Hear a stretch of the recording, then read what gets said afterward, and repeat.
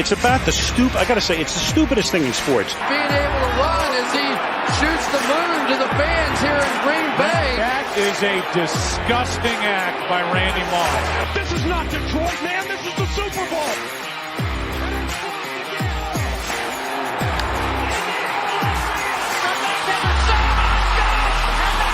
Here we go. Goff from the gun to the touchdown. And it's caught. Touchdown. This is BS Sports. And we're back. And we're back on our regularly scheduled day. So, as you can tell, my voice still a little sore, but not necessarily because of illness. A little bit because of illness, but mostly because I was at that game last night, and boy, was it just a stress-filled night for me, because if anybody has watched me do the live reactions of games, you already know that it doesn't matter. It doesn't matter. The Lions could be up like 10 in the third quarter, and I'm like, oh my gosh, I'm the most nervous person in the world. I was very nervous during the stretch of that game, but my goodness, talk about a way on a national stage to show just how good you can be without being fully healthy. I mean, look, we'll get into it. We have a lot to talk about because we have the trade deadline to talk about and the Lions moves, or rather the lack thereof.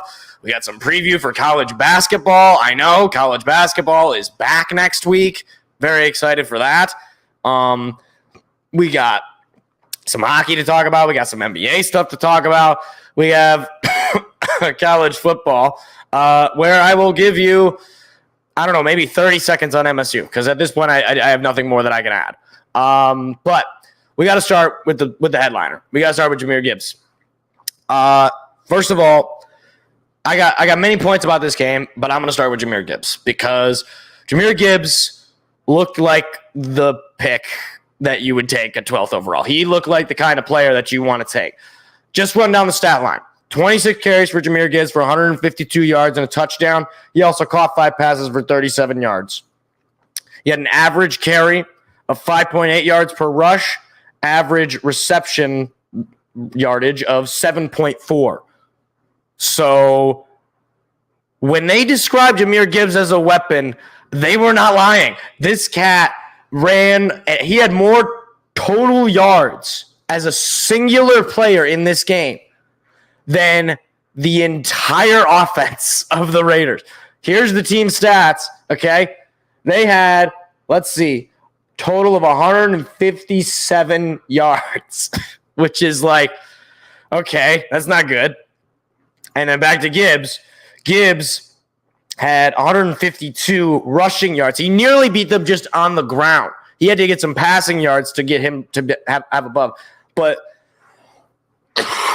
excuse me, when I say it was loud at Ford Field last night, it was to the point where I got home and my ears were ringing and I had a headache waking up this morning because I was still getting over the noise from the stadium. It was absolutely amazing. The crowd, it was wall to wall. I did happen to see a Raiders fan get kicked out, and that was, Raiders fan, if you happen to find this clip, you're number 1 too, and he'll know what that means.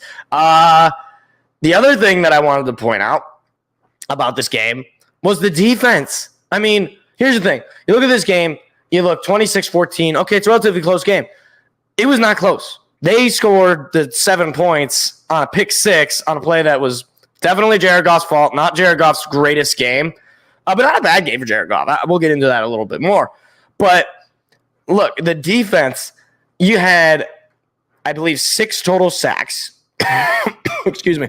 You had 6 total sacks, 7 TFLs. Alex Anzalone, again, leading the team in tackles with 7. Tracy Walker had a sack. Anzalone had 2 sacks. You had Aleem McNeil with 2 sacks. You had Julian Okwara with a sack. And the thing is, right, like, Aiden Hutchinson really didn't have his name called all that much, but the rest of the defense just played really well. And, like, Aiden Hutchinson just had the 1 tackle all game. Now, granted, it was a solo tackle, but he really wasn't all that prevalent in terms of making tackles. I mean, I think he was getting some pressures on Jimmy G, which resulted in some sacks from other players. Jack Campbell as well. He's – excuse me. I'm sorry. my voice is still pretty sore here, so I apologize. But Jack Campbell, he's starting to figure something out. He's starting to kind of get things going, getting some of that rookie rust off of him. He's been looking pretty good. Of course, Brian Branch looks a lot more like Brian Branch that we saw the last couple of weeks. He had 6 tackles, 3 of them solo. And it was just sort of an all-around showing. I mean, look, I know that the Raiders' offense is bad. I know that Jimmy Garoppolo is washed. He's cooked. He can't play football anymore. I don't care who you're playing. You hold a team to less than 200 total yards in a football game, in a national broadcast game. Enough said. All right, that's top of the league caliber stuff as far as defense goes. That's something else. Like that is beyond just impressive. It is, you have a very high caliber defense, and it's a welcome sight given the difference that the defense just flipped a switch from last week against the Ravens, where the defense was just awful. And this week they come in and they utterly dominate. Now again, I know it's worse competition, but you have another game where another pretty good running back in Josh Jacobs held to less than 100 yards. Like, I don't remember what the rushing stats were against the Ravens last week. I'm pretty sure they weren't really running the ball on you. Like, one thing's for sure about this defense, it seems to me. You cannot run the ball on us. You cannot. If you're going to beat us, it's going to be in the past. It's going to be like Lamar Jackson did last week. Or it's going to be like Geno Smith did in week 2. You're not going to beat us with the run game. You're not just going to gash us and eat away at the clock. Not going to happen. So when we go against these bad quarterbacks, when we go up against the Jimmy Garoppolos of the world, we're going to win the game. And we weren't fully healthy. So it's one of those things where, and the referees, I got to say, like, I don't know that many people were talking about it. It felt like there was a lot of really bad calls, really unlucky calls for the Lions this whole game. There was a flag picked up, I remember, early on in the game. There was obviously the fumble in the red zone that should not have been a fumble. Craig Reynolds was clearly down. I don't know how they got away with that, but unfortunately, the ruling on the field is what it is. So you have to sort of overturn that, which, look, I don't really like that kind of in general, but that's just what it is. But the other thing, so we got those were the two goods, okay? 2 bads were the offense just stifling and stalling in the red zone. And I think this was where the injury to Montgomery, the injuries to the O-line, they really came back to bite us. Because it's like, yeah, we can march down the field. We could send the ball to St. Brown. We could send it to Laporta.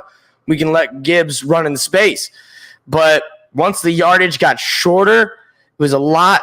It was pretty much, I think we got the one red zone touchdown from the Gibbs. Or no, we had a couple of red zone touchdowns. Both of our touchdowns were red zone touchdowns. But we had multiple chances. Like, this game very easily could have been 40-7. Like, this game could have been an utter blowout. But just like anything, you're going to make mistakes. Players are not going to work out the way that you intend them to. And look, when you excuse me. Excuse me. But when you have a hurt O-line and you don't have, your starting running back in, it's going to happen. But shout out to Jahmyr Gibbs for stepping up again. Am I concerned about it? Not really. Ultimately, not really. Because I know we're coming at it as a team that was banged up.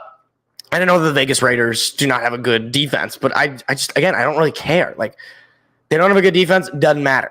It doesn't matter, right? Like, they're still an NFL team. Like, they're not like, we're not playing the G League. This isn't the NBA versus the G League, right? So that much to me is not a concern. It was frustrating because it's like, you mark down the field, you want to get a touchdown, you don't want to set up a field goal. And obviously Riley Patterson missing a late field goal there. It was a short distance one too. I couldn't believe he missed it. It was weird. They don't show the field goal on the big board at the game. So I was like, oh, I thought he made it. And then, nope, he missed it. And it was like, oh, okay. That's unfortunate because it's still a 2-possession game and there was decent amount of time on the clock, but our defense just stepped up and there was no way they were going to win that game. The other negative that I want to point out here is one that has been just continually getting worse before it is getting better, and that is Jameson Williams. Jameson has he had 2 catches today, or he had 2 catches yesterday, I should say. He was targeted 3 times, though. This guy just got a case of the dropsies. I don't know. I don't know what it is. Like,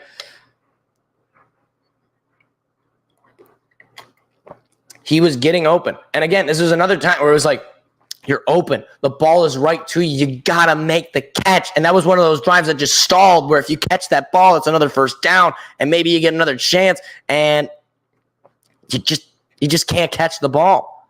And it wasn't like badly thrown.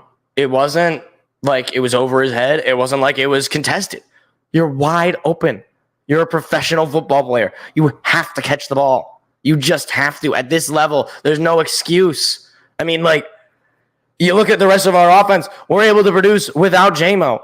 So it's one of those things where, if you're not with us, well, have fun in, I don't know, Houston or something. Like, we're not, we can't just, when we throw the ball to him, it's one of those things where it's like,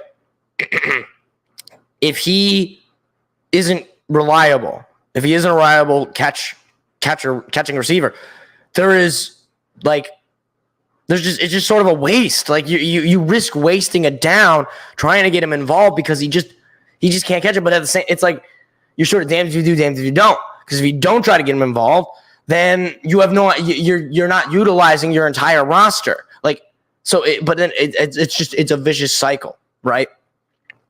And look, I'm giving Jameson at least until Thanksgiving to make an impact. And that means he's got, I believe, 3 more games at this point. He's got the month of November. And if he's still basically a non-factor on our offense, then I'm done with him. He's a bust. I mean, there's no other way to put it. He just cannot get involved. He can't get out of his own way. And I wouldn't be opposed to moving him in a trade. I wouldn't be opposed to, I wouldn't say you cut him, but if you want to package something up where you put JMO and a 2nd round pick and you want to go get a player, obviously at this point you can't do that, but that would be an offseason move. Like, I don't have time to have a wide receiver who's just a head case at this point. He just can't. Things are not going his way, and unless he just over the next month of November, he's got Chargers game, Bears game, Packers game. So 3 teams that, minus the Chargers, don't really have all that good of defenses, which means you're probably going to get open a good amount. You got to make some plays. You got to have some big, like, you have to make an impact. If you can score a touchdown in all 3 of those games, all right, we can utilize you. You can be a deep ball threat. I like it. All right. But otherwise, it's like, I'd just much rather throw the ball at Khalif Raymond. I'd rather throw the ball at Jahmyr Gibbs for that matter. I'd rather throw it to St. Brown, of course. St. Brown is wide receiver 1. And it's just St. Brown. Like, the irony is, right? St. Brown only had six receptions, but he had 108 yards. So it's like, it's not a matter of, I just need a couple more catches. It's like the guy had 4 more catches and like 90 more yards than you. Like, it's not the lack of targets. It's you. You need to, in order to get those targets, you need to show that 99% of the time you're targeted, you're going to catch the ball. Like, or else you're just wasting the down or you're risking an interception. Like, you just can't do it. And I'm rooting for Jameson Williams. I want Jameson Williams to succeed, but I mean, the more the weeks go by and they continue to really not utilize him because he's not useful, the more I'm just like, this cat can't play. I don't know. He can't play here. That's for sure. So, yeah, I don't know. I hope that it figures itself out. Also, Amir Abdullah, former Lion, by the way, played for the Raiders. I don't I didn't know he was still playing. I was honestly shocked by that. I'm pretty sure he was on the 2014 team. I could be wrong on that. The other thing I wanted to comment about the game, blue helmets, crispy. Easily the best piece of apparel the Lions have put out in recent history. That blue helmet with the old logo on it. I got a poster of Aiden Hutchinson right in front of me that I got at the game wearing the helmet. It's sick. It's cool. Love it. It makes those gray uniforms look cooler. Because otherwise the gray uniforms are awful.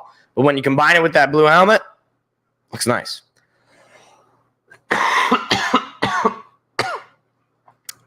Okay. So that's enough Lions talk, at least in terms of game stuff. So we'll get into the rest of the NFL, but I want to start with these quick little trade deadline things because there are 3 moves that I want to note here. Okay. First of all, Bears trade for Montez Sweat. This to me was a little shocking, a little odd. I didn't really understand why. This is not what I want. I wanted the actual trade details. I don't know. They gave up like a 2nd round pick for Montez Sweat. I don't really understand this. I know that the Bears already have a good amount of draft capital given that Panthers trade they had last year. But I guess in my world, it's like you can never have too much when you're a team in a rebuild. Like you're on pace to how many games have the Bears won so far? Chicago Bears. I think they've won 3 games. Can I please just get their record? I just want their record. I literally okay. This is the worst. I'm trying every record. Goodness. Here we go. Yeah, so they're 2-6. Okay, 2-6. Your season is over. There's no reason for you to trade to get guys better. To get guys to make you better. So when I saw this, I was just like, what? You're buying at the deadline? Now, granted, it's like, again, they have a lot of picks anyway. They're thinking, okay, if we get this guy now, we're setting ourselves up for the future for success because this is not, we're not getting some aging vet or something. But I still just don't agree in principle. It doesn't make any sense to me why a team in their position would choose to trade and get a guy like that because, okay, your team is going to suck. So he is going to have the rest of his season be utterly miserable, right? With a coach who is probably awful. like Matt Eberflus does not look like a very good coach. So you're going to probably can the coach. So you're not I don't know if I'm using the right word, inundating him in the right situation because you don't even know what the right situation is. We don't even know their GM is good. And I just don't understand it. I don't understand the move at all. I don't think it changes the trajectory for the Bears because Bagent stinks and Justin Fields stinks too. So doesn't make any sense to me. That one didn't make any sense to me. One that did make a lot of sense to me though is Chase Young going to the 49ers. Now this was jeez. Excuse me. Now this one made some sense to me. Given, obviously, the 49ers are a competitive team, and it hurt because I kind of wanted Chase Young. I thought it would have been a great addition for the Lions to make on defense. But 49ers, they outbid us or they beat us to the punch, and they have Chase Young now. And that defense went from, Nick Bosa and a lot of them other guys to now you have a D line with Nick Bosa on one end and Chase Young on the other. It's a scary combination. This will be the 2nd year in a row that the 49ers have been buyers at the deadline. Obviously last year picking up Christian McCaffrey was a huge move. And they do it for pennies on the dollar. I mean, what do they give up? Like a 3rd round pick or something like that? I get the wrong link because Bleacher Report is stupid sometimes. And yeah, I think they gave up like a conditional 3rd round pick. And it's like, this is a team that's already pretty good and they're just only going to get better. We'll have a little bit to talk about the 49ers later though. And then finally, the only move made by the Lions this trade deadline, Lions traded for Donovan Peoples-Jones. So Donovan Peoples-Jones out of Cleveland, we trade them for a 6th-round pick, or we trade a 6th-round pick to get Donovan Peoples-Jones. Now, I like this trade on its own. I mean, let me pull up Donovan Peoples-Jones. Let me pull up his stats here. Just a second. So, Donovan Peoples-Jones, he has played in 50 games in his career. He's been playing for, a few years in the league, all with the Browns. Never had an 1,000-yard season. He's not, blow you away. He's not DeAndre Hopkins. He's not none of that. But he's consistent, it seems. So this year, doesn't have a touchdown, at least not yet. I'm sure he's probably going to get targeted a little bit more in our system, given the way that we seem to dial up a lot of different receivers. But he is basically a first down machine. I mean, last year with the Browns, 33 first downs. Year prior, 26 first downs. Like, he's basically just he's like a diet Amon-Ra St. Brown, where he doesn't get the touchdown numbers, but he can get you a first down. That's what seems to be his thing. He's about a 12 yards per reception guy this year. Let's see, he's catching the ball at a 44% rate, as long as 29. Now, the other thing though is he can be a deep ball threat. His longest year is a 29. Year before that, it was 42. 2021, it was 60. 2020, it was 75. So he can definitely take the top off of defenses. At least he has in the last 3 years. Which just makes one question, what if he can do that, then what role does Jameson Williams play? I saw a lot of people saying this is just the Marvin Jones replacement, which to me is ridiculous. So what you're telling me is we couldn't string together a deal for a 6th-round pick before a game, or before, I believe, 2 games. Like, Marvin Jones hasn't been on the team for, at this point, 2 games. And now all of a sudden we're like, oh, yeah, that's right. Let's replace Marvin Jones. It's like, no, that's not what this is. We wanted extra wide receiver help. We wanted particularly a deep ball help, because our current deep ball help cannot catch the ball. Now, is Donovan Peoples-Jones the fastest player in the world? No, he's not faster than Jameson Williams. And he's not, I don't know how fast he is. He's probably not that fast. He's probably not as fast as Jameson Williams. I would be utterly shocked if that was the case. But either way, like, you're bringing in another wide receiver and you're telling me and you're telling Jameson Williams, hey, pick it up, start catching the football, or else we're just going to find other guys who will. And we don't care if we got to do it through a trade or a free agent or a draft pick. You're not long for this league if you can't catch the football reliably. Like, it's just not going to happen. It's not going to happen. I mean, now, to be fair, it's not like he's been, amazing in terms of his, targets and receptions. He's only got 8 receptions on the season, 18 targets, but he's playing with some of the worst quarterbacks in the world, and PJ Walker and Deshaun Watson. So, I don't really blame the guy for not getting a lot. And he probably, we'll see. We'll see how much he's used. And again, you give him a 6th-round pick for him, you give up nothing, and, low risk, high reward with him. He could really just go off with us, and that would be great. But either way, it's just another at this point, kind of a vet receiver in the room. A guy who's been in the league for, this will be his 4th season. I'll take it. I'm not going to be upset about it. Now, the more pressing concern for me is the lack of moves on the other side of the football. So the Seahawks traded for a defensive player. Obviously, we already talked about the 49ers.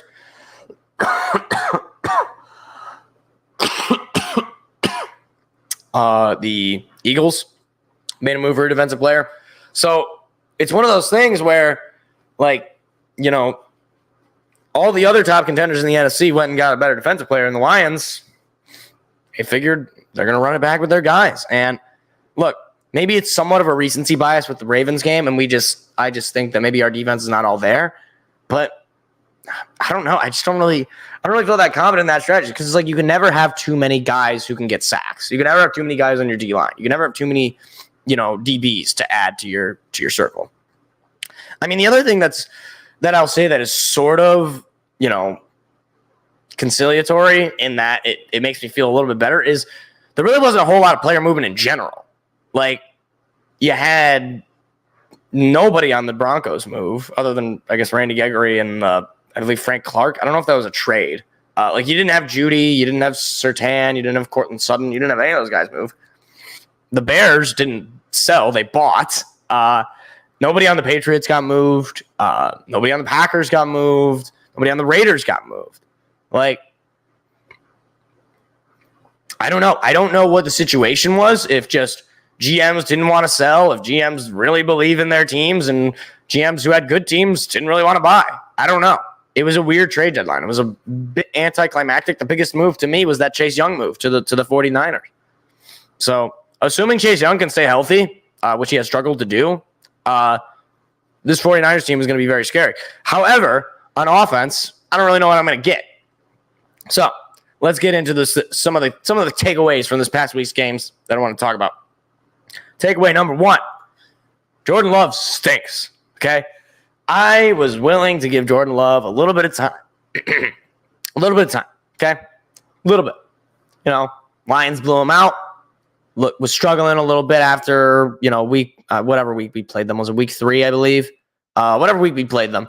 I was willing to, okay, let's give him a little bit of time, Still, this is technically his rookie year.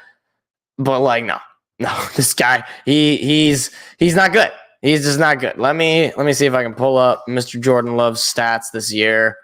It's not ideal, Bob. It's not ideal. So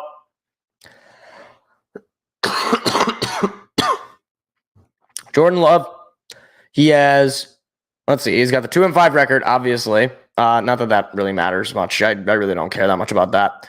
He's thrown for 1,400 or nearly 1,500 yards. So, you look at that and you're like, okay, that's not awful. And then you see he's got 11 touchdowns to 8 interceptions, which is not ideal, Bob. Not ideal. And I think he also didn't he have one game where he threw 3 interceptions? So it's even that, you look at that, you take away the one game and it's you're basically a touchdown, throwing a pick for every touchdown you're throwing. And I don't think it's going to go any higher given he seems to keep getting worse as the weeks go. He's averaging, he's got a 78.2 rating on Football Reference, 43.6 QBR. He's been sacked 14 times for a loss of 116 yards. 116 yards. That's the whole field. That means if he started at the 1 yard line, right? And you just took all of his sacks this year, he'd have a safety and then some. That to me is more damning. And look, I get it. Their O-line is beat up. They don't Bakhtiari. I think this guy is pretty much done. You just can't stay healthy, and I don't know if he'll ever be able to get on the field again. But it's it's one of those things where, as a Lions fan, hey, it couldn't happen to a nicer team. At the same time, you don't want to see the young man just look absolutely embarrassingly bad because he's been sitting for a couple of years and, you thought maybe, okay, we're waiting on this guy. He's going to be good. He's been learning under Aaron Rodgers. See if we can get him put in. And he's just not. It's just not working out at all. It's not good. But, hey, it makes the division all the easier for us. The other thing I want to point out, Panthers, they won a football game. They avoided 0-17. They managed to beat the Texans in a last-second field goal that the Texans practically gave them after, I think they jumped off sides 3 times or something like that. So they basically gave them 100 tries to get this field goal, and they did. So shout out Panthers. That might be your only win the rest of the year. But you know what? You only need one. You only need one.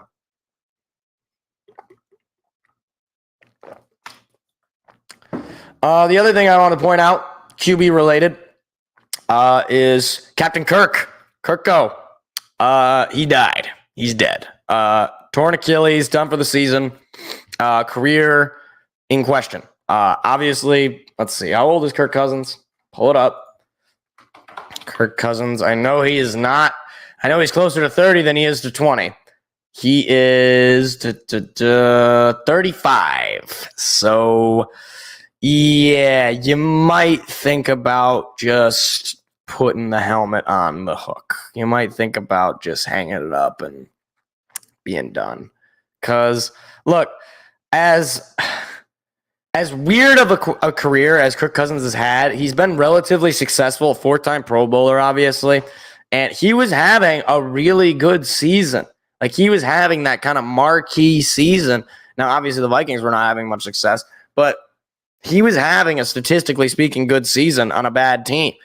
But now he goes down. The Vikings trade to get Josh Dobbs from the Cardinals, so they're going to be running the Josh Dobbs experience for the rest of the season. And yeah, their season is also pretty much just done. Like, that was another thing I was surprised they didn't start to sell given the Achilles injury. And you'll get Justin Jefferson back, but honestly, I don't even know that you do. I feel like if you're the Vikings, you might just say, you know what, Justin, just sit out the rest of the year.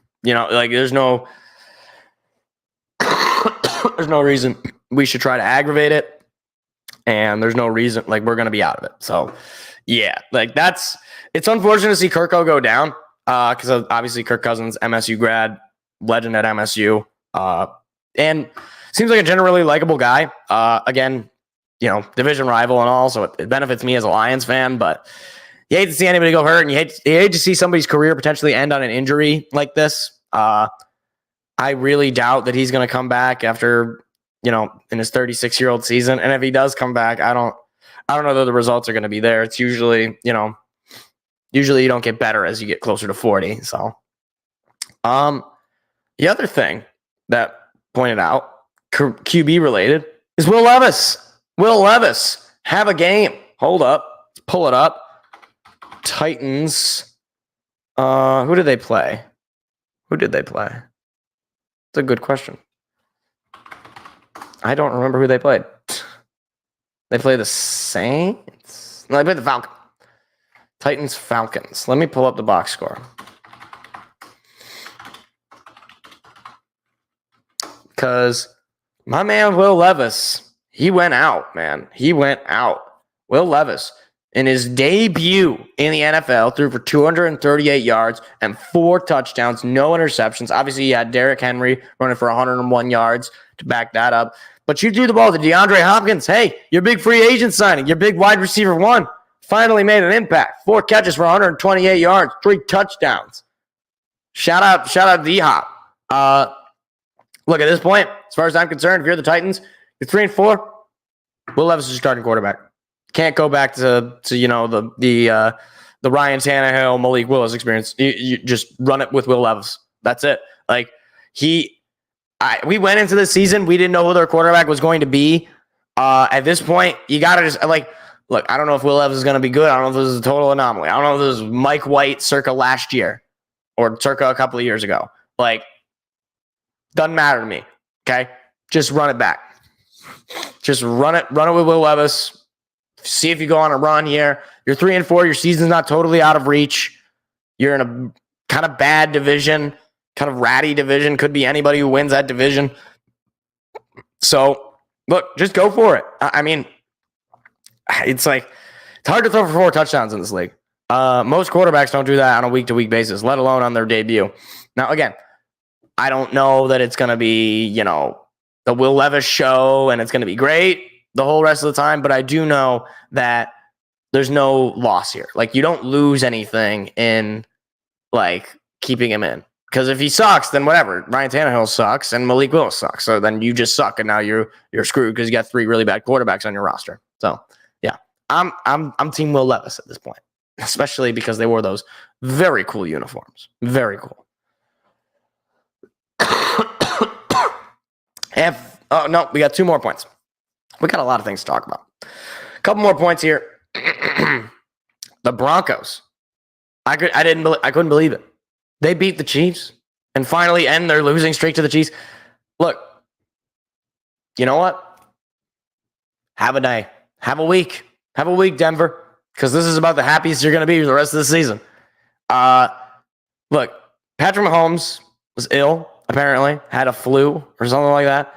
And he still went and played the game, which I thought was kind of funny and fairly impressive, given I just was sick last week, and I don't think I could throw a football, let alone play a football game. So shout out Mahomes for doing that. But hey, maybe you shouldn't have, because his team got kicked in the balls in the nether region. It was not good. And you lose to the Broncos. That's just, that's got to feel gross. I mean, that's got to feel just like a sickening loss for them. But you know what? Russell Wilson, you managed to throw like 3 touchdowns and still throw for less than 200 yards. Like, let me pull it up. Pull up the actual box score, because I thought that this was a absolutely hysterical box score to me. Okay. Russell Wilson threw for 114 yards and 3 touchdowns. Like, how do you do that? How do you do that? I don't know how that's possible. And shout out Judy and Sutton. They both got touchdowns. They both got touchdowns. And again, it was like nobody was really going off. It was kind of an ugly game from a stats perspective. Travis Kelce really didn't have a good game. Mahomes was about the only one who had a good game, but even then, he had 2. I wouldn't even say that, actually. You know what? I take it back. He did not have a good game. 241 yards, 2 picks. It's like maybe Isaiah Pacheco had the best game out of everybody. I don't even know. This was just a sloppy game, but the Broncos, hey, you win 24-9. It's really weird that the Broncos defense, who gave up 70 to Miami, held the Chiefs to less points than us. I don't know if that's concern. I don't think it's concern. I think it's just random. It's just the NFL. Just how it is. And finally, in the NFL, last NFL point, then we'll move on to other things. Are the 49ers okay? Are they all right? Because they just lost 3 in a row, and they're going into the bye not feeling good. Now, obviously, they just traded for Chase Young, so they got better personnel, I suppose. But I got to say, Brock Purdy has really fallen to the wayside in terms of his likability. Now, to his credit, okay, the guy threw for 365 yards. Okay, that's not easy. That's impressive. And he threw a touchdown. Impressive. However, 2 interceptions. You're the leading rusher, so that's usually never a good sign.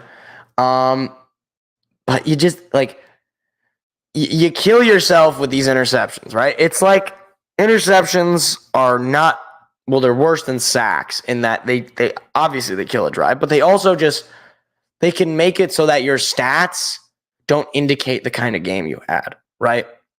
Like Joe Burrow, he threw for less yards, but he had three touchdowns, right? So you look at yardage. If you just look at yardage, you're like, oh, Purdy had the better game. No, Joe Burrow absolutely had the better game. And Joe Burrow, to his credit, man, Bengals back up to above 500. They have climbed and clawed their way back in, and the Bengals look like they could be world beaters. And that's another team that didn't do anything at the trade deadline. They didn't trade anybody away. They didn't buy. So, look, they feel a certain way about their team, and they keep getting better week to week. And that's a big win over the 49ers. And it's just one of those games where, now you're losing 3 in a row if you're San Francisco. I mean, and you do add. I give them credit. They do add. So they saw a need with their team losing. But to me, it wasn't like the problem. I mean, I guess in a sense it was defense, but I don't think the defense was really the concern for me. The concern for me is Brock Purdy. Is Brock Purdy getting exposed in real time? Because if he continues to play this way, where he's throwing 2 interceptions a game, they're not going to go far in the playoffs. They'd be lucky to make the playoffs at that point. I mean, like, honestly, like, I know it sounds crazy. They're 5-3, but 5-3 is not the same as 12-5, right? Like you have to play the rest of the games, and I don't know what their schedule looks like. I can pull it up here. Let's pull it up. Let's pull up who the rest of their schedule is. They got at Jacksonville let's say 12-11. What? Oh, is it like backwards? Why is it doing the European date? Okay, I was like, what? Why is their next game in December? Okay, yeah, their next game is against the Jaguars on the road. So you're going into Duval to take on a team that's red hot right now, and the Jaguars. It's not going to be an easy game. You got the Buccaneers at home. I think that could be a win. You got the Seahawks on the road. That's not easy. You got the Eagles on the road. That's not easy. You got the Seahawks again. Cardinals, Ravens, Commanders, Rams. I mean, maybe down the stretch, those games look a little bit easier, but it's not an easy path for them. Like, to say that the playoffs are all but guaranteed for them, I'm not all that confident in that, which is crazy given how great they started. They started 5-0, and now, they really got to put it together because this is the tough stretch of their schedule that they're going to have to go through, and they're going to have to really, really show up. That's for sure. That's for dang all sure. But that is all the NFL stuff I wanted to talk about. So I wanted to check if we have the playoff rankings for 2023. I don't know. Can I get them? Are they available yet? Or is it not a thing yet? Let's see. CFP rankings 2023. Okay, here we go.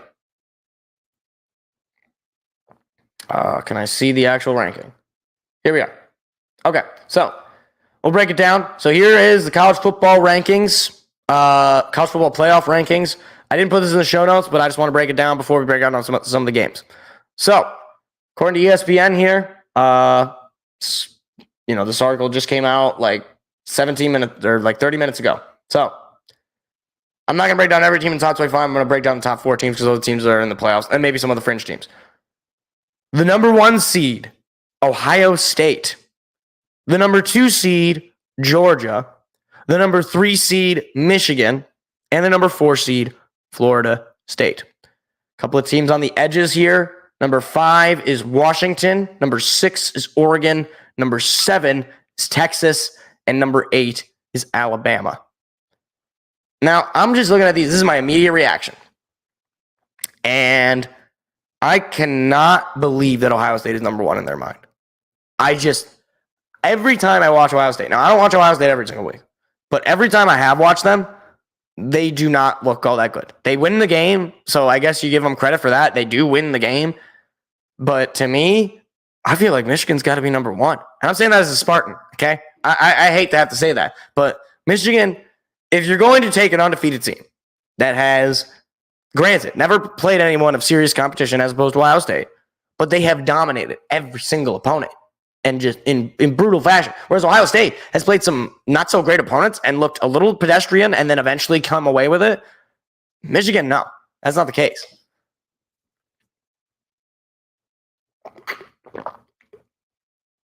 I mean, they put away Michigan State in the first 2 drives. Like, the game was over on the road. Like, and it's just one of those things where I just don't understand why the rankings are so high on, like, Ohio State. Like, even the AP people, I don't get it. I don't understand it. Like, it just doesn't make any sense to me. I really struggle with this. It's one of the things that doesn't make, and like, to me, I would rather have Oregon in there than Ohio State or Washington for that matter.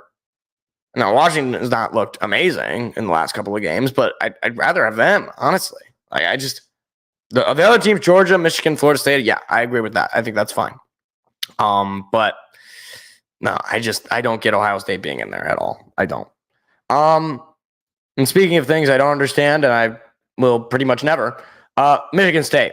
Who do we even play? This is a genuine like moment of like, wait, who did we play again? Yeah. Who did we play? Was it Minnesota? Yeah, it was Minnesota. We played Minnesota. I'm like, it's to the point where I have no recollection of this game actually happening. I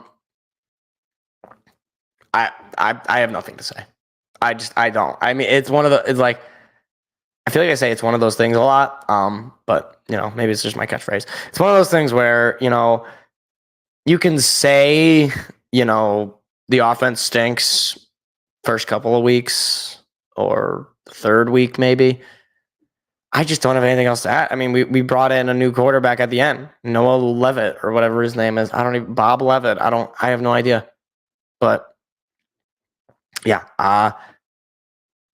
wake me up when we hire a coach at this point. Like, I'll tune in. I'll watch the games. We have our final home game against Nebraska. And I do say our final home game because we played Penn State at Ford Field, which is not a home game.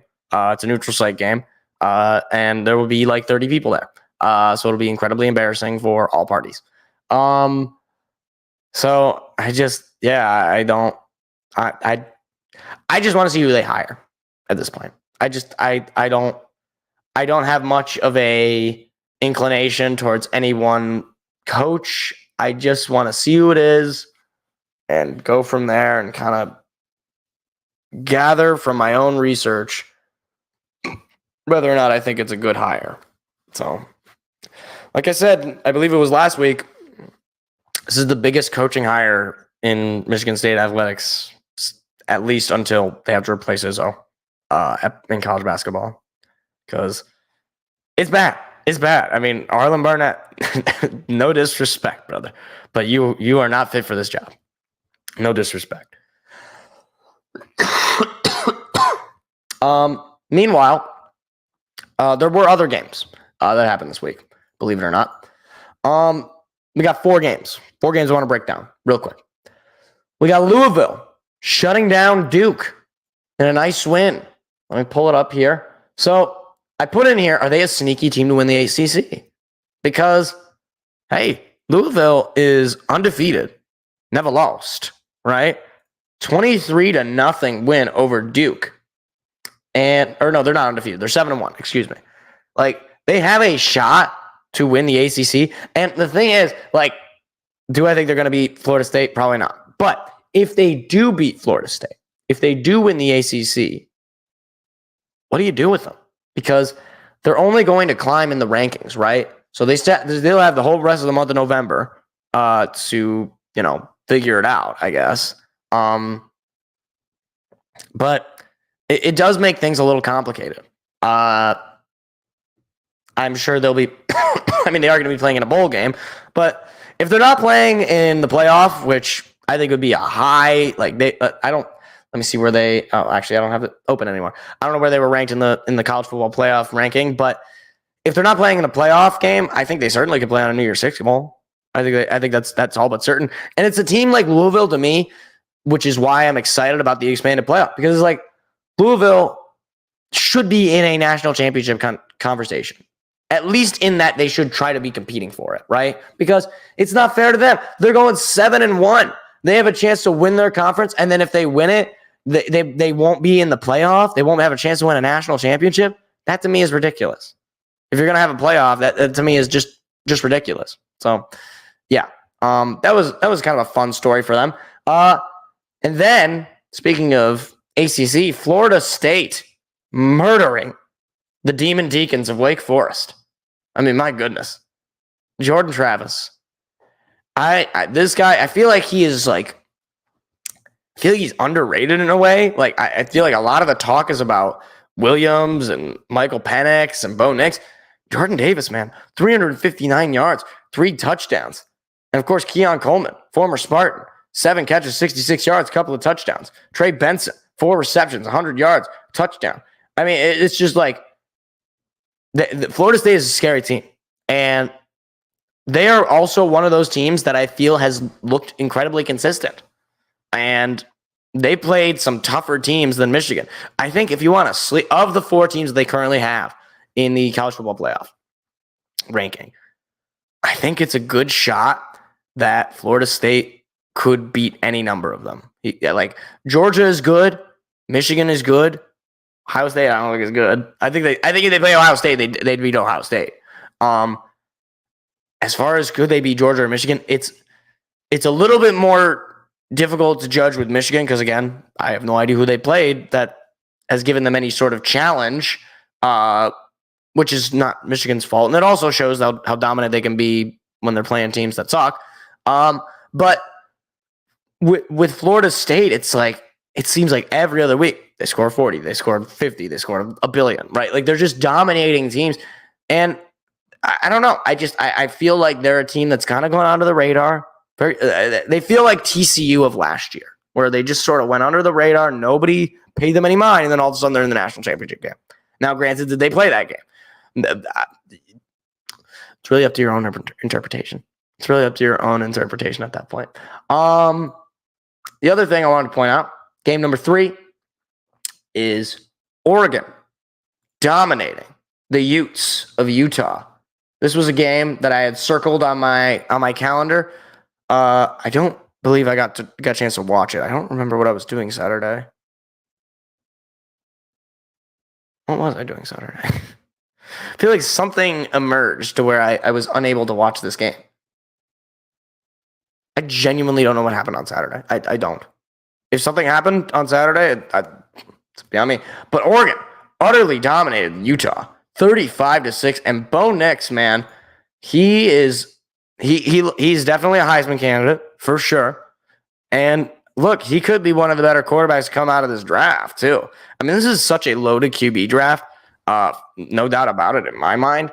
Like, to me, it's like why Bo Nix is not getting the kind of media attention as Caleb Williams. I think it has to do with, Caleb Williams obviously was the big name coming in. And look, if I'm a team and I want to pick a franchise quarterback, I might take Bo Nix. I don't know. Maybe I'm off base. I'm not a GM and I'm not a professional scout. I don't watch these games as intently as I watch them as a fan. I'll throw them on. I might not necessarily be super invested, but look, I just really like Bo Nix. I think he's a solid player. And look, he had a really good win over Utah. To me, they pretty much had the Pac-12 on lock. And that's another thing about the college football playoff. It's like, to me, if a Pac-12 team does not get in, why? Why are we like Ohio State should not be in it? Period. I don't. It should be one of these teams from the Pac-12. If it's not, then I don't know. Just throw the whole college football playoff in the garbage, because to me it's just stupid. It's just stupid that you would have two Big Ten teams when one Big Ten team should be in, and that's Michigan. And then finally, I'd be remiss if I didn't bring up the big noon game. So if you recall from last show and then also from the Ravens Lions game, and they were advertising this big noon game, and I said, Oklahoma, Kansas, that's their big noon game. It's going to be a massacre. And I was right, except I had the wrong team getting massacred. Kansas. Well, they didn't massacre them, but they did win the game. And as far as I'm concerned, if you are an unranked team and you beat a team in the top 6, that's a massacre. I don't care if you win by 1. That's a massacre. Shout out to Kansas. They managed to pick up the win. Dylan Gabriel did not look great. 171 yards and a pick. When your leading receiver only has 76 yards, it's not ideal. It's not ideal. And look, they had this game won, man. They had it won. Like, let me see if I get it was like 99.9% win probability for Oklahoma at one point. I can't get it to like the exact point, but they were up there. It was like the game was over until it wasn't.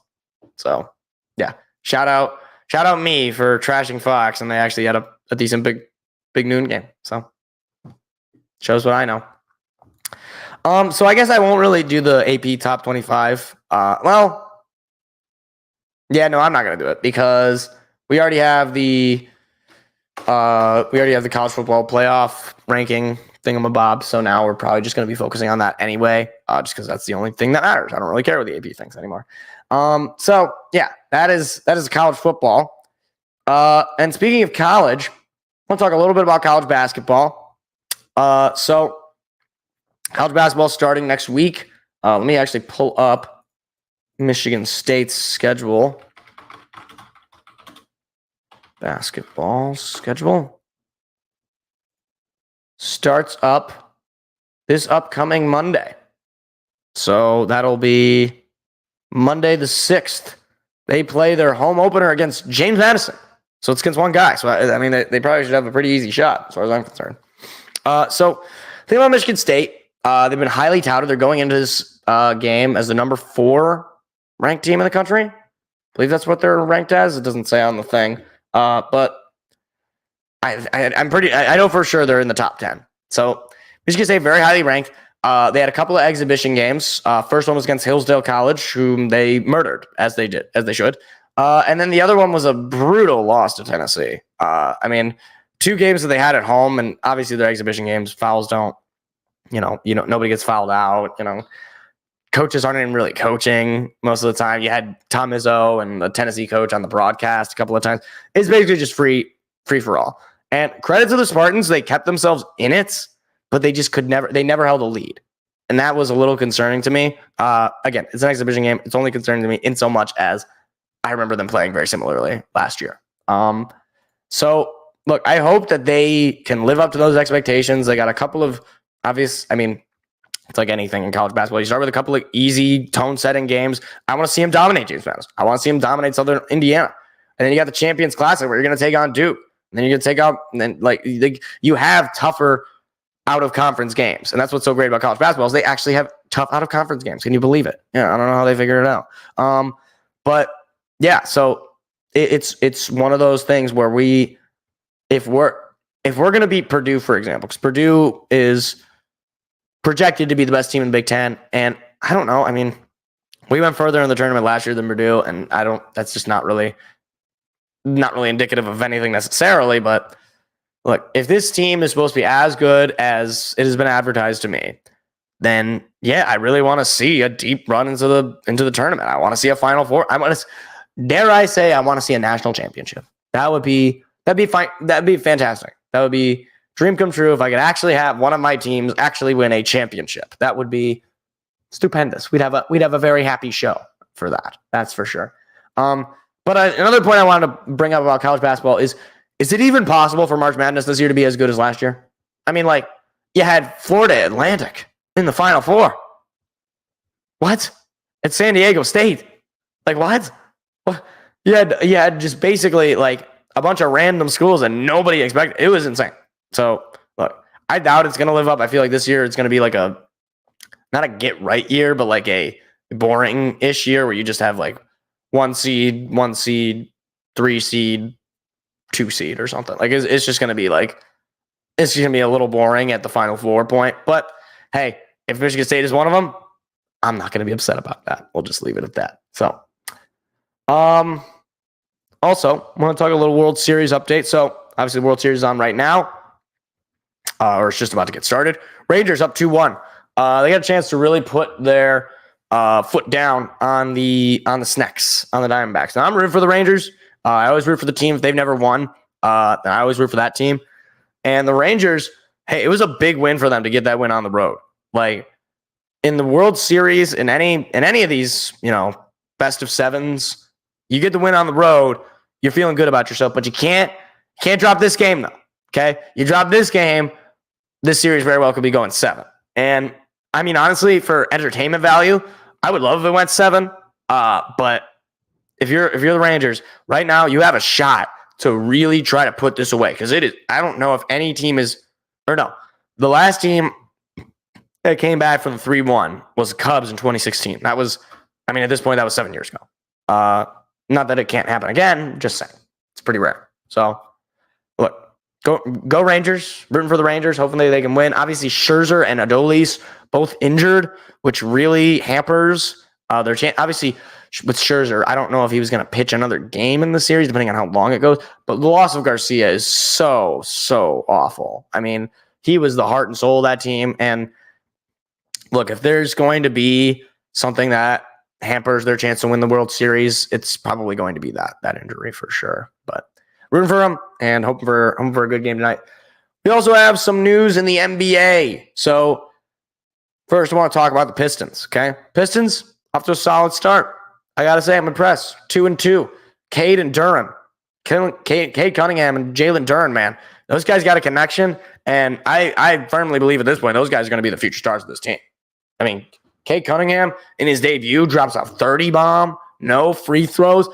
Duran had, I think, he had 3 games in a row where he was getting a double-double. He looks like an absolute freak of nature. And Asar Thompson, hey, I was wrong. I was not a huge fan of having to take Asar Thompson. You know what, Asar, you're looking pretty pro-ready to me. He's able to, relatively inconsistently get some shots, but he's an animal. He's all over the court. He's getting rebounds. He's getting blocks. He's getting steals. He's doing a lot of good things. So if he can get his shot up, then Asar Thompson can certainly be a factor on this team. The only thing to me that's a little confusing is why Killian Hayes is still in the starting 5. I don't I don't know what Coach Monty believes in Killian Hayes. I don't know if maybe he's a Killian Hayes truther. I'm a Killian Hayes reality-er in that Killian Hayes stinks. I don't know why.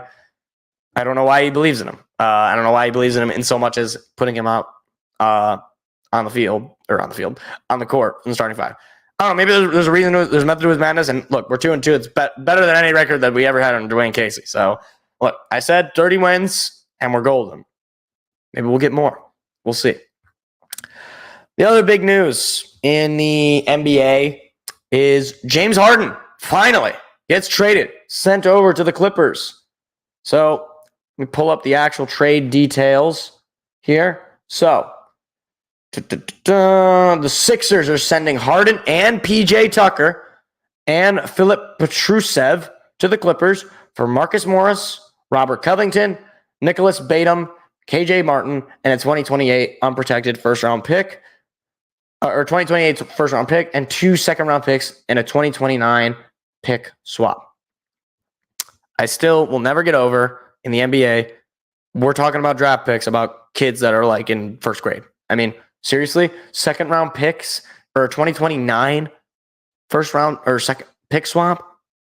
We're 6 years from now. It's over half a decade from now. But how do you know of any? How do you even know what the value of that pick is going to be? I don't understand it.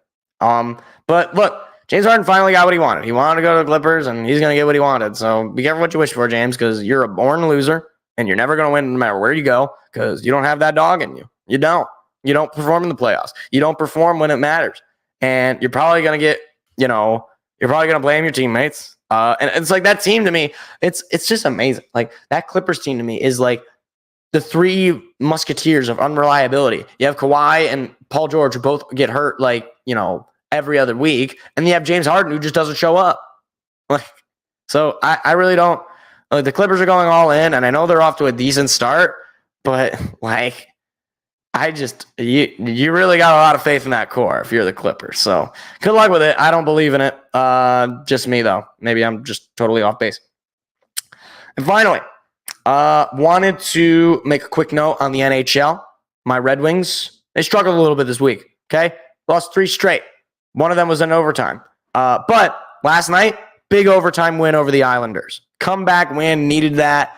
Back, I believe they are in second place in their division. Look, right now, I don't want you in cruise control, but I want you to start stacking up wins, get yourself into a good position here. Season's a long way to go, and I believe we play the Florida Panthers on Thursday, so we have a couple of days off here, to kind of acclimate ourselves. But it was a rough week, no doubt about it. Hopefully, we can have a much better week and then weekend. And look, I gotta say, Sider and Raymond, especially in that game against the Islanders, those cats, they can play. Those cats can play. And speaking of cats, obviously Alex DeBrincat, he really hasn't had that many great. He's had kind of a rough stretch recently, at least in terms of getting points and goals and stuff. But I have a good amount of faith that this Wings team is going to make the playoffs. But wanted to point out their struggles. Hopefully they can kind of string together some wins, keep themselves sort of in that upper echelon of the NHL. Because right now, I mean, look, they're to me, they're a top 10 team in the league. I mean, they're second in their division. I don't see how that's really all that controversial to begin with. So yeah, I like the Wings. I'm a big fan of what they're doing. They're a fun team to watch. Wasn't able to watch them last night, but whenever I have them on, they're always a whole lot of fun. So, I believe that is it. So we can get to the picks. Fun times. Best part of the show. We get to the picks where Seth continues to be beating me, and I'm not a fan of it. Okay, right now, here's the season standings. Okay, I got a record of 73-49 for a 598 win percentage. Seth 78-44, 639 win percentage. I don't like that. I'm not a fan of that. So look, let me pull up Seth's picks, and we will get started as soon as I hit the music. Where am I? I'm so confused right now. Hold on. Let's see. We did football music 3 last week. So we're on football music 4. Here we go. Put that. There we go. All right. Here we go. Week 9, NFL, Thursday Night Football, in what I can only describe as football cancer. The Titans taking on the Steelers. Seth is taking the Steelers. I am going to disagree. Give me the Titans. Give me Will Levis to go off here. Come on, Will. I know it's on the road, and I know that the Titans are not consistent at all, and the Steelers find ways to win games in ugly fashion. But you know what? Give me the Titans. Pull off the win. Get the upset. Go, Titans, go. I don't know if that's their chant. That's what I'm going with. Up next, the Dolphins heading to Germany, taking on the Chiefs. With they don't live in Germany, but they're both going together. They're on a charter flight. Seth is taking the Chiefs in this one, and look, I'm sort of inclined to agree, just because. Look, the last time the Dolphins had been tested, they did not look good against the Eagles. They got smoked. So the Chiefs, for me, it's hard to bet against them in general, just because it's the Chiefs. And every time I bet against them, they find a way to win. So yeah, give me the Chiefs to win this game, win the Germany game. Vikings Falcons. Seth is taking the Vikings. I am going to take the Falcons in this one. They're probably going to start Taylor Heineke, and the Vikings are going to be starting Josh Dobbs. Plus, the Falcons seem to always stick around, whereas the Vikings, I don't know if they have it in them at this point. Obviously, their quarterback goes down. They're just not. They're sort of in a death spiral. So I'll take the Falcons to win this game. The Seahawks heading to Baltimore, taking on the Ravens. Seth is taking the Ravens in this one, and this is a tough one because the Ravens are one of those teams where you don't know which Ravens team you're going to get. Because last week you had a really good Ravens team, so that makes me think that it's going to be the bad Ravens team this week. So I'm going to actually take the Seahawks to win this game. I don't know why. I have no reasons. It's the NFL. Pete Carroll, I don't know. He'll figure something out. Give me the Seahawks. Cardinals at the Browns. Seth is taking the Browns. Now, I'm going to agree. The Browns are going to win this game. Look, I don't think Kyler is going to be starting. And if he is, he's going up against the toughest defense in the league. And Kyler Murray is not good at football. So it's going to be rough for him if he is starting. Otherwise, I think they have some other random no-name quarterback that nobody is going to know or will remember after that game. So, yeah, give me the Browns. The Rams heading to Green Bay, taking on the Packers.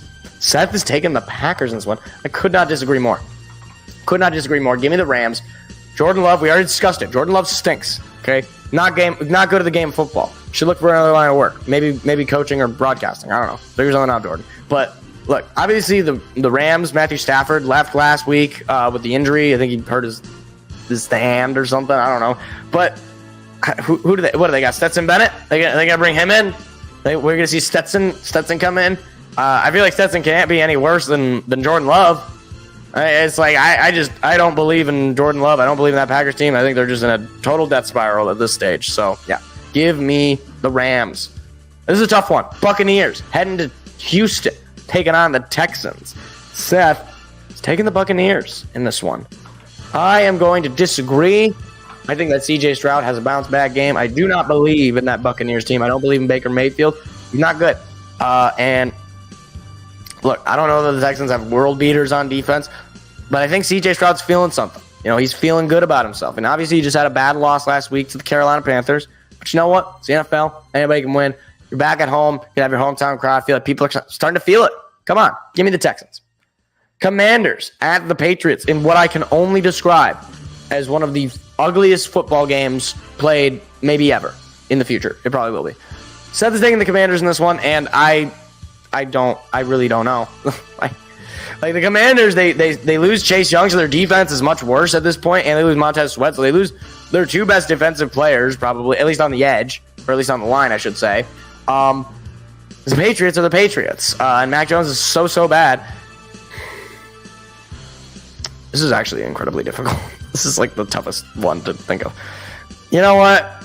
I'd rather not take the risk and have me lose it. I'll just take the Commanders as well. I don't think they're that bad. When Sam Howell is feeling it, he's still got Terry McLaurin. He's still got some weapons there. He's still got Jahad Dotson. Like, I feel like they got to be better than the Patriots, right? Right? Anybody? Hello? Anybody? Hello? Help? Bears at the Saints. This is another one of those games, man. This is just another one of those games. Seth is taking the Saints in this game. Yeah, I'll take the Saints. I mean, they're riding high right now. The Bears stink.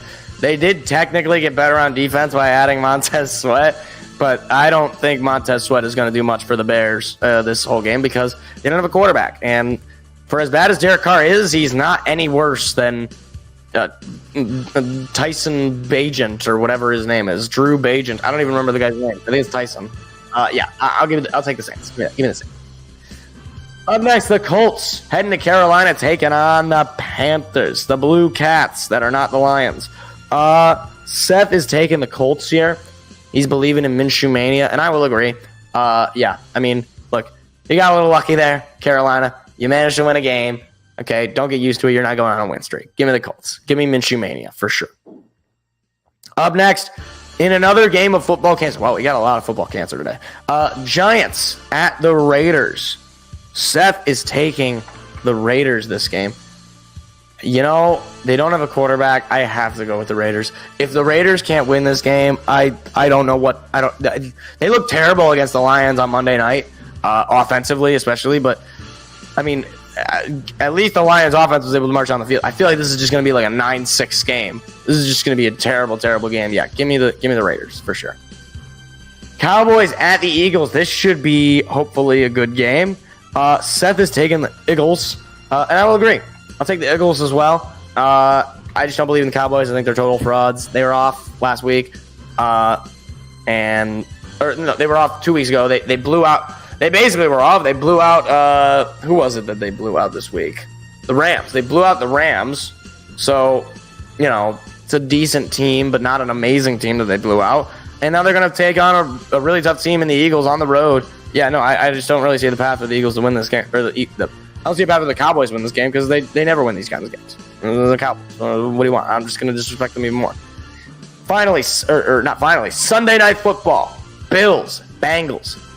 A rematch of the game that was canceled due to the Damar Hamlin near-death experience. Obviously, emotion's very high on this. Seth is taking the Bengals in this one. And honestly, I will agree. Bengals are really starting to figure something out. I don't know what it is.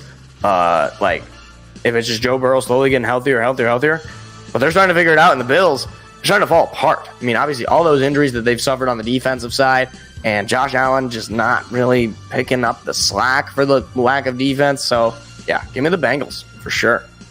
And finally, Monday Night Football. The Los Angeles Chargers of San Diego taking on the New Jersey Jets in New Jersey. Seth is taking the Chargers, and I will agree. I think this is another get-right game for the Jets. Obviously, they had a big Sunday night win this past week over the Bears. They blew them to shreds.